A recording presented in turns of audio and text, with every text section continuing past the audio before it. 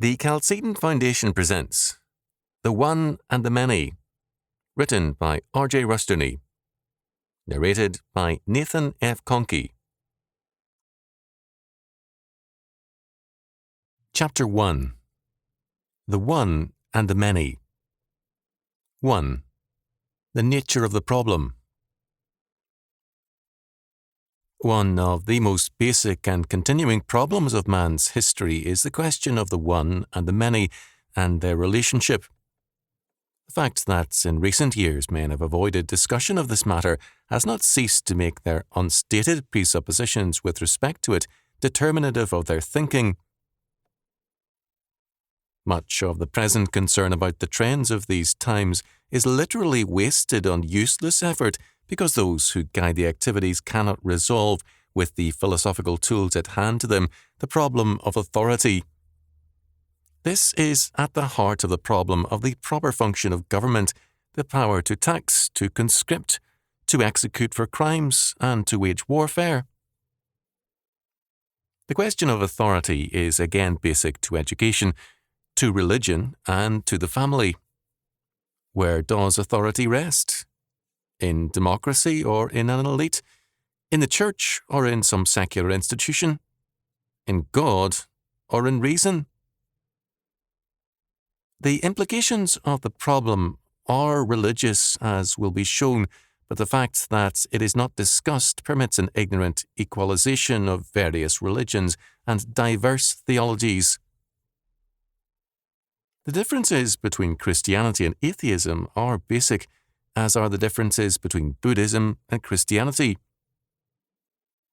Russian Orthodoxy, Roman Catholicism, Anglicanism, Lutheranism, and Calvinism each has its characteristic culture or consequence in the social and political action of its own presupposition. Failure to recognize the fact that all routes to God are not equally valid or relevant to the maintenance of historic Western culture, especially in the United States, has extensively clouded the possibility of an intelligible answer.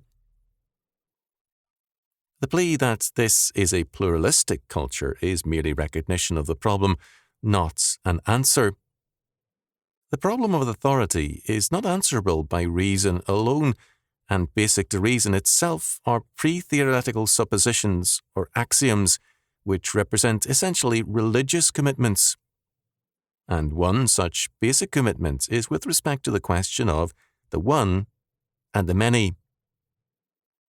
The fact that students can graduate from our universities as philosophy majors without any awareness of the importance or centrality of this question does not make the one and the many any less basic to our thinking. The difference between East and West and between various aspects of Western history and culture rests on answers to this problem which, whether consciously or unconsciously, have been made. Whether recognized or not, every argument and every theological, philosophical, political, or any other exposition is based on the presupposition about man, God, and society, about reality. This presupposition rules and determines the conclusion.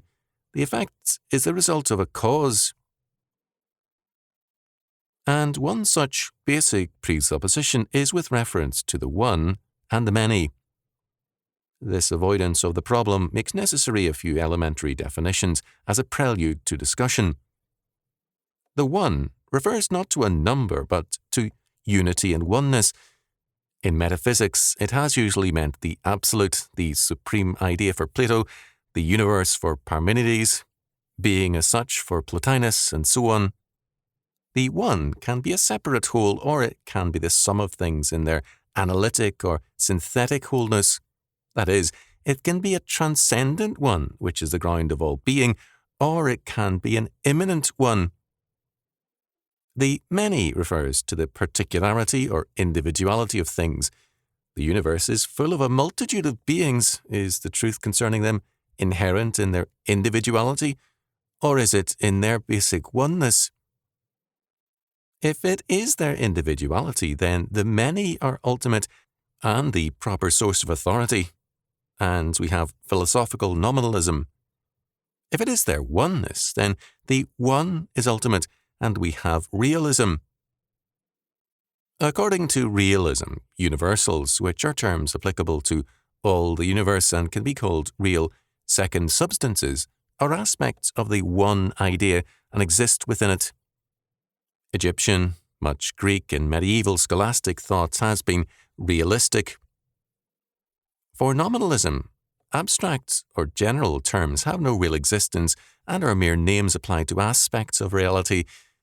Reality belongs to particulars, actual physical particulars, so that the truth of being is simply that individual things exist. Truth is not some abstraction concerning particular things, but is simply the fact of particularity.